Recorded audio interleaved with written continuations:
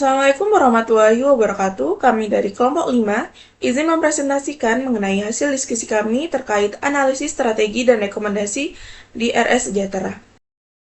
Yang pertama, pendahuluan. Instalasi gawat darurat merupakan unit pelayanan rumah sakit yang berperan penting dalam menangani pasien secara cepat dan tepat. Kualitas pelayanan di IGD sangat mempengaruhi keselamatan pasien dan mutu pelayanan rumah sakit. Berdasarkan data pada RS Sejahtera, masih ditemukan permasalahan berupa lamanya waktu tunggu pasien dan tingginya tingkat kepadatan pada area observasi IGD, sehingga diperlukan evaluasi terhadap tata letak dan alur pelayanan. Evaluasi tersebut dapat dilakukan menggunakan pendekatan Systematic Layout Planning atau SLP untuk membantu meningkatkan efisiensi pelayanan dan kenyamanan pasien di IGD Rumah Sakit Sejahtera. Selanjutnya, saya akan menjelaskan pada bagian identifikasi bottleneck. Nah, pada bagian identifikasi bottleneck ini terdapat dua bagian. Yang pertama, bottleneck pada proses triase dan pemeriksaan awal, dan yang kedua itu bottleneck pada area observasi. Nah, pertama kita akan menjelaskan pada bagian bottleneck pada proses triase dan pemeriksaan awal. Jadi, waktu tunggu pasien dari proses triase menuju pemeriksaan dokter mencapai 55 menit, sedangkan standar pelayanan maksimal IGD adalah 30 menit. Kondisi ini menunjukkan adanya hambatan pada pelayanan awal pasien di IGD. Penyebabnya, yang pertama, jumlah petugas triase belum sebanding dengan jumlah pasien. Karena banyaknya pasien yang datang bersamaan membuat petugas kewalahan sehingga antrean pasien menjadi panjang dan waktu tunggu semakin lama. Lalu yang kedua, posisi ruang triase terlalu jauh dari ruang pemeriksaan. Jadi jarak antar ruang yang cukup jauh membuat perpindahan pasien lebih lama dan memperlambat proses pelayanan di IGD. Lalu yang ketiga ada proses administrasi masih bercampur dengan proses klinis karena petugas masih melakukan administrasi bersamaan dengan pemeriksaan pasien sehingga pelayanan menjadi kurang fokus dan memakan waktu lebih lama. Lalu juga ada dampak. Di sini dampaknya itu yang pertama terjadi penumpukan pasien di area tunggu IGD. Nah, pasien yang belum mendapatkan pemeriksaan terus bertambah sehingga area tunggu IGD menjadi lebih padat dan kurang nyaman. Lalu yang kedua ada penanganan pasien gawat darurat bisa terlambat. Dampaknya lamanya proses triase membuat pasien dengan kondisi serius harus menunggu lebih lama sebelum mendapatkan tindakan medis. Lalu yang ketiga ada pelayanan IGD menjadi kurang efektif. Jadi waktu tunggu yang terlalu lama dapat menurunkan kepuasan pasien dan membuat alur pelayanan IGD menjadi lebih sulit dikendalikan. Selanjutnya ada bagian yang kedua yaitu bottleneck pada area observasi. Jadi nilai bor pada area observasi ini mencapai 110%, yang berarti jumlah pasien sudah melebihi kapasitas tempat tidur yang tersedia. Kondisi ini menunjukkan terjadinya kepadatan berlebih pada area observasi di IGD. Jadi penyebabnya itu yang pertama, pasien rawat inap tertahan di IGD karena keterbatasan tempat tidur rawat inap membuat pasien belum dapat dipindahkan sehingga area observasi tetap penuh. Lalu yang kedua, proses transfer pasien ke ruang rawat inap terlalu lama. Jadi lamanya proses perpindahan pasien itu menyebabkan pasien berada lebih lama di area observasi dan antrean pasien baru meningkat. Lalu yang ketiga ada tata letak ruang observasi kurang efisien karena penempatan tempat tidur yang terlalu rapat membuat ruang gerak petugas terbatas dan area observasi terasa sempit. Lalu dampaknya yang pertama ada area observasi menjadi terlalu padat. Jadi jumlah pasien yang melebihi kapasitas membuat suasana ruang observasi menjadi penuh dan sulit dikendalikan. Pasien maupun petugas menjadi kurang nyaman saat beraktivitas di dalam ruangan tersebut. Lalu yang kedua ada pelayanan pasien menjadi kurang optimal karena kepadatan ruang membuat petugas lebih sulit memantau kondisi setiap pasien. Selain itu proses tindakan medis juga dapat terhambat karena ruang gerak yang sangat terbatas. Yang ketiga, risiko infeksi silang meningkat karena jarak antar pasien yang terlalu dekat dapat mempermudah penyebaran infeksi, terutama pada pasien dengan kondisi kesehatan yang masih lemah. Rekomendasi layout dengan metode SLP. Yang pertama, optimalisasi area triase dan pendaftaran. Memisahkan area pendaftaran, proses administrasi sebaiknya dipisahkan dari area triase dengan menyediakan pendaftaran khusus atau sistem elektronik. Hal ini membantu petugas lebih fokus memeriksa pasien sehingga pelayanan menjadi lebih cepat dan antrian berkurang. Lalu menambah petugas triase. Jumlah petugas triase perlu disesuaikan dengan jumlah pasien yang datang, terutama pada jam sibuk. Penambahan petugas dapat membantu mempercepat proses pemeriksaan awal dan mengurangi waktu tunggu pasien di IGD. Lalu ada relokasi ruang triase. Ruang triase disarankan ditempatkan lebih dekat dengan pintu masuk IGD dan ruang pemeriksaan dokter agar pasien dapat memperoleh pemeriksaan awal tanpa harus menempuh jarak yang terlalu jauh. Penempatan ruang yang lebih strategis juga dapat membantu mempercepat perpindahan pasien, terutama pada kondisi gawat darurat. Lalu rekomendasi layout dengan metode SLP yang kedua, peningkatan efisiensi pada area observasi, mempercepat pemindahan pasien. Proses pemindahan pasien dari IGD ke ruang rawat inap perlu ditingkatkan melalui koordinasi yang lebih baik antar unit dan penggunaan sistem informasi tempat tidur. Hal ini dapat membantu mengurangi lamanya pasien berada di area observasi. Lalu selanjutnya penempatan area observasi. Area observasi sebaiknya ditempatkan dekat dengan ruang rawat inap, laboratorium, dan radiologi agar pelayanan pasien menjadi lebih cepat. Penempatan ruang yang saling berdekatan juga dapat memperlancar pergerakan petugas saat memberikan tindakan medis di area IGD. Lalu yang terakhir, relokasi ruang observasi. Area observasi perlu ditata ulang agar kapasitas ruang lebih optimal dan kondisi ruang tidak terlalu padat. Penempatan tempat tidur yang lebih teratur dapat mempermudah pergerakan petugas saat memberikan pelayanan kepada pasien sehingga area observasi menjadi lebih nyaman dan rapi digunakan. Selanjutnya akan dilanjutkan oleh teman saya. Pada slide ini ditampilkan hasil redesign layout IGD menggunakan metode Systematic Layout Planning atau SLP. Redesign ini tentunya dilakukan berdasarkan hasil identifikasi bottleneck pada area triase dan juga observasi yang menyebabkan alur pelayanan kurang efektif dan terjadinya penumpukan pasien. Melalui metode SLP, tata letak ruang disusun ulang agar hubungan antar ruangan lebih efisien dan alur pelayanan menjadi lebih lancar. Area triase ditempatkan dekat pintu masuk IGD untuk mempercepat pemeriksaan awal pasien. Setelah itu, pasien dapat langsung diarahkan ke ruang pemeriksaan, tindakan maupun area observasi sesuai kondisi gawat daruratannya. Nurse station ditempatkan di bagian tengah agar memudahkan pengawasan pasien dan juga koordinasi petugas. Selain itu, ruang isolasi infeksius dan juga non-infeksius dipisahkan untuk meningkatkan keselamatan pasien serta mengurangi risiko penularan infeksi. Pada desain ini juga dibuat pemisahan jalur pasien, petugas, dan juga distribusi barang agar tidak terjadi tumpang tindih aktivitas. Dengan redesign menggunakan metode SLP ini, diharapkan pelayanan IGD menjadi lebih cepat, efisien, nyaman, dan aman bagi pasien maupun tenaga kesehatan.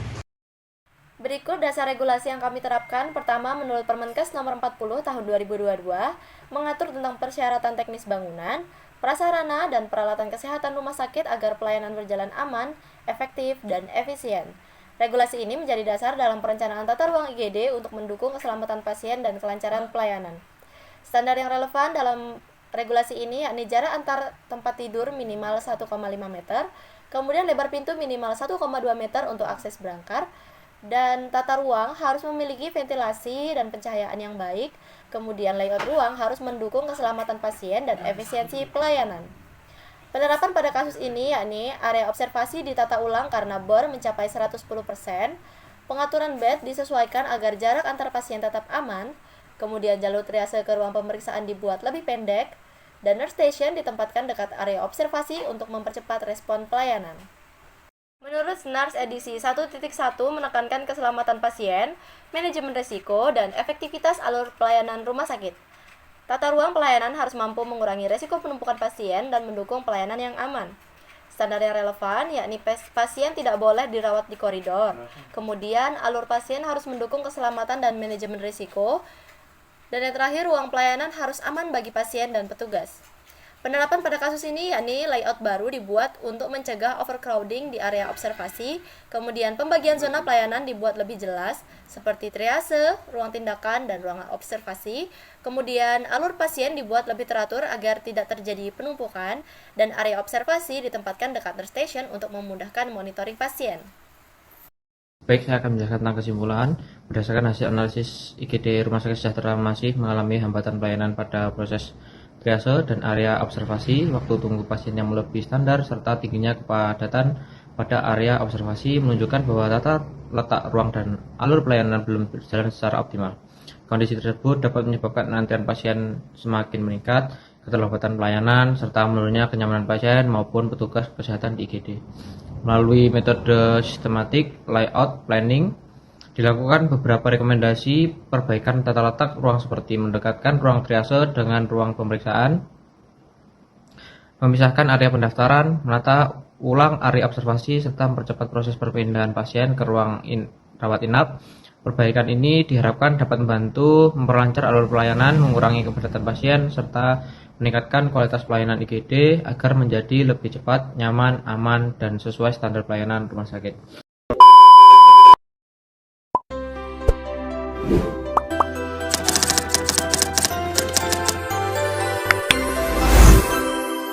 Halo semuanya, pada video ini saya akan menjelaskan proses pembuatan Systematic Layout Planning atau SLP untuk perencanaan layout instalasi gawat darurat atau IGD di rumah sakit. SLP merupakan metode yang digunakan untuk merancang tata letak ruangan secara sistematis agar hubungan antar ruang menjadi lebih efektif, efisien, aman, dan sesuai dengan alur pelayanan rumah sakit. Pada proses ini, perancangan dilakukan dengan mempertimbangkan alur pasien, alur petugas, alur barang, serta standar zonasi berdasarkan Permenkes nomor 40 tahun 2022. Di awal proses ini, saya mulai dengan membuat kerangka dasar layout menggunakan aplikasi AutoCAD. Pada tahap ini, dilakukan penggambaran area utama IGD, mulai dari area masuk pasien, area pemeriksaan, observasi, ruang tindakan, hingga ruang penunjang lainnya. Tahap awal ini penting karena menjadi dasar pembagian fungsi ruang dan juga pengaturan sirkulasi di dalam IGD. Selanjutnya, dilakukan penyesuaian ukuran dan juga posisi ruang agar sesuai dengan kebutuhan pelayanan. Pada desain ini, ruang-ruang yang memiliki hubungan kerja paling dekat ditempatkan saling berdekatan untuk mempercepat pelayanan pasien. Contohnya, seperti ruang triase yang ditempatkan dekat dengan pintu masuk pasien agar proses screening awal dapat dilakukan dengan cepat ketika pasien datang ke IGD. Kemudian, proses dilanjutkan dengan pembagian zonasi.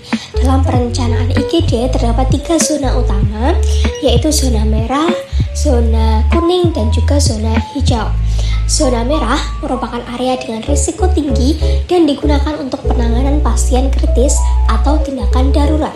Pada layout ini, zona merah mencakup ruang resusitasi, ruang tindakan, dan area pasien kritis. Area ini dirancang memiliki akses cepat terhadap peralatan medis dan juga tenaga kesehatan. Selanjutnya terdapat zona kuning, yaitu area semi steril atau area dengan risiko sedang. Zona ini biasanya digunakan untuk area observasi, nurse station, dan beberapa ruang pemeriksaan. Penempatan zona kuning dibuat berada di antara zona merah dan zona hijau agar memudahkan koordinasi pelayanan. Kemudian zona hijau merupakan area dengan risiko rendah atau area umum. Zona hijau meliputi ruang administrasi, ruang tunggu, keluarga pasien, toilet pengunjung, serta area non-medis lainnya. Pemisahan zona ini bertujuan untuk mengurangi risiko infeksi silang dan meningkatkan keselamatan pasien maupun petugas. Setelah pembagian zonasi selesai, tahap berikutnya adalah pengaturan alur sirkulasi.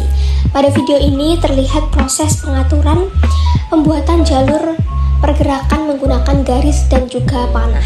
Jalur ini sangat penting dalam metode SLP karena menentukan efisiensi pelayanan di rumah sakit. Alur pertama yang dirancang adalah alur pasien. Pasien masuk melalui pintu utama IGD, kemudian menuju area triase untuk dilakukan pemeriksaan awal. Setelah itu pasien diarahkan sesuai tingkat kegawatannya, apakah menuju ruang resusitasi, ruang tindakan, ruang observasi, ataupun ruang rawat inap lanjutan. Alur pasien dibuat sependek mungkin agar pelayanan menjadi cepat dan tidak terjadi penumpukan. Selain alur pasien, dibuat juga alur petugas kesehatan. Jalur petugas dirancang agar memudahkan mobilitas dokter dan juga perawat dalam menjangkau seluruh area pelayanan tanpa mengganggu alur pasien. Oleh karena itu, posisi nurse station ditempatkan di area yang strategis dan juga dekat dengan ruang observasi maupun ruang pemeriksaan. Berikutnya, terdapat alur barang dan juga alat medis. Pada desain ini, jalur distribusi alat medis dan juga barang bersih dipisahkan dari jalur limbah atau barang kotor. Pemisahan ini bertujuan untuk menjaga kebersihan serta mengurangi risiko kontaminasi di lingkungan IGD. Area gudang alat bersih dan juga ruang utilitas ditempatkan dekat dengan area pelayanan agar proses distribusi menjadi lebih efisien. Selanjutnya dilakukan penambahan detail ruangan seperti pintu, tempat tidur pasien, furniture, serta simbol peralatan medis. Penambahan elemen ini tentunya bertujuan agar layout lebih realistis dan juga menggambarkan kondisi operasional rumah sakit secara nyata. Pada tahap ini juga dilakukan penyesuaian ukuran ruang agar tetap memenuhi standar kenyamanan dan juga keselamatan pasien. Kemudian dilakukan evaluasi hubungan antar ruang menggunakan konsep kedekatan aktivitas dalam metode SLP. Ruang yang memiliki frekuensi hubungan tinggi ditempatkan saling berdekatan, sedangkan ruang yang tidak berhubungan langsung ditempatkan lebih jauh. Dengan cara ini, pergerakan di dalam IGD menjadi lebih efektif dan juga waktu pelayanan dapat dipersingkat. Pada tahap akhir, seluruh layout diperiksa kembali untuk memastikan kesesuaian dengan standar rumah sakit dan regulasi yang berlaku. Pemeriksaan dilakukan terhadap zonasi, kapasitas ruang, akses evakuasi, jalur transfer pasien, serta keamanan sirkulasi. Setelah semua sesuai, layout akhir kemudian diberi warna dan juga keterangan agar lebih mudah dipahami. Hasil akhir dari proses ini adalah rekomendasi layout IGD berbasis metode SLP yang lebih terstruktur.